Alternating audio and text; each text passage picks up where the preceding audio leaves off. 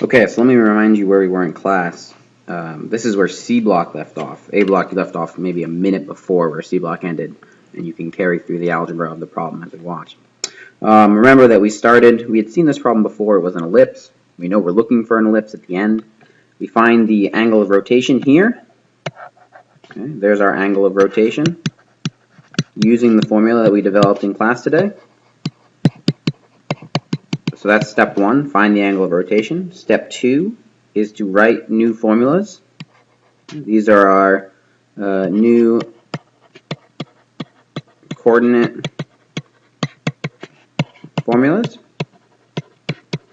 Those allow us to plug into the big long equation. Remember that I didn't want to expand this equation out, because if I chose to do that, that equation would start to get really unwieldy. I'd have lots of pieces stretched all across one another. So instead we said, all right, well, let me try to break it down into its individual pieces. So you can see I started with 7x squared, so I did the a term, and then I did the b term from the original, and now I'm going to do the c term.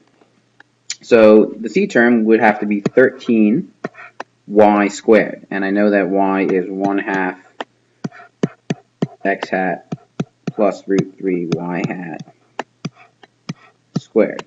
So we're talking about 13 over 4 outside of x hat squared plus 2 root 3 x hat y hat plus 3y hat squared. And unfortunately, this question came up in class. There isn't really a way that I can say it suddenly makes this substantially easier, but it is as easy as you choose to. It's as easy as we choose to. What's the word I'm looking for? To organize as we go through, right? And that the quality of our organization makes a big difference as we go through the problem. So let's see, I have 13 over 4, and then I need to come back over here. That means I'm going to have 13 over 4 x squared plus 26 root 3 over 4 x hat y hat plus 39 over 4 y hat squared.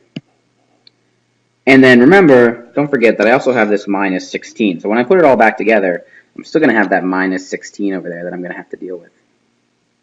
So what's left is for us to now simplify and collect all of the terms together. And what I want to do is notice the way that I've laid out my terms. Everything that's in red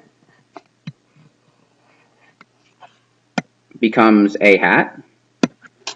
Everything that's underlined in green becomes b hat. And everything that's in blue becomes c hat. And the most important part of this is what happens right in here. Because remember, if we did it right, if we did the whole thing right, then those three terms, right, b hat has to be equal to 0. Well, check it out. We've got minus 14 root 3, minus 12 root 3, that's minus 26 root 3, plus positive 26 root 3. That's all over 4. That goes to 0. So what are we left with? Well, I'm left with 21 minus 18 plus 13. That's 16 over 4, or 4 x hat squared. The x hat y hat drops out, plus 7 plus 18 plus 39. Let's see, that's 25, and 39 is 64. 64 over 4 is 16 y hat squared, and that whole thing is equal to 16. Then I'll divide through, so I'm going to get x hat squared over 4 plus y hat squared over 1 equals 1. And so this is the equation of our ellipse. And we can clearly see that it's an ellipse. We can see that this is an ellipse which would be longer on its horizontal axis than its vertical axis. But remember, those words will look a little bit different when we think about the axes we actually plotted on. In this case, a equals 2, b equals 1, c equals the square root of 3, although we won't necessarily graph it. What I'm looking for is I really want vertices, center, covertices etc. We won't be too particular on this problem. Remember that theta was equal to pi over 6. This is the part that maybe is not the most precise, but I'm going to try to develop, simply because we don't use any type of radial graph paper that would help us see this. But I need to create axes here. So this is going to be now theta equals pi over 6. That's the rotated axis that we're choosing to work on. These graphs at the end are not an exact science, simply because we're not comfortable with the idea of exactly where to come up with theta equals pi over 6. We could grab a protractor and come up with that exact angle, but it's not going to be perfect otherwise. But I do know that the center of this ellipse is still at 0, 0. I've got to go up 2 units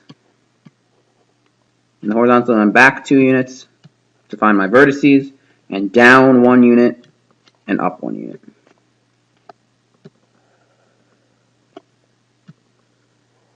And then I graph. Actually, that ellipse turned out almost better than any ellipse I've drawn in class so far. Maybe the rotated axis is the way to go. So the vertices are, let's see, they're 2, 0, and minus 2, 0. And the co-vertices are 0, 1, and 0, minus 1. And for right now, I just wanted to show you how to get to the end of the problem. Obviously, we can do many more complicated things with this. We can talk about certainly translating all of the points back into x, y, right? This is all in x prime, y prime. Okay? They're saying that this point right here is 2, 0. Clearly, this has to be in, x hat, y hat. Okay? Because that is not the point 2, 0. We know that's not the point 2, 0 in our normal coordinate system. But it is on the coordinate system that we've rotated. Alright, so that's the first example. I'm going to end this example, and then I'll make a second video for the second example that I wanted to do in class today.